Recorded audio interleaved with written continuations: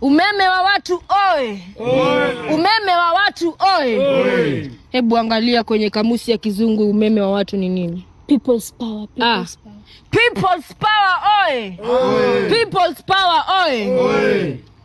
Nimeanza kuona video. Nimeanza kuona video ya nchi jirani, viumbe vya ajabu vikisema kuwa niko biased. Nani aliandika hii? Mama. Uongezi wangu mbona unaandika hivi? Toka hapa. Mtoe. Askari, toa huyu, fuatua yeye. Mimi ninachokifanya ni kulinda nchi yangu. Si ni mimi ndio mama yenu? Ndio mama. Na si ni nyinyi mlinichagua? Ndio mama. Hao viumbe vya ajabu wamefanya mpaka mayuthi wa huku nchini Tanganyika. Gen Z. Wana jenzia wa hapa Tanganyika wameanza kuandama na kuleta vurugu.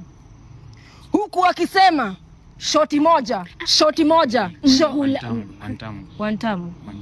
Muhula moja. Mkisema muhula moja, sijui wantamu, hapa sibanduki, sitoki, sitishwi, sisungukuki. Au sivyo vijana? Tutarusha machozi gesi.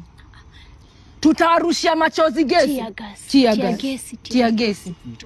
Tutarushia tia gesi, ama alivyosema vichozi machozi, vitoa machozi. Na ikibidi pia tutaendelea kufiatua risasi. Nyuma. Kurudi. Back to back. Back to back alivyosema.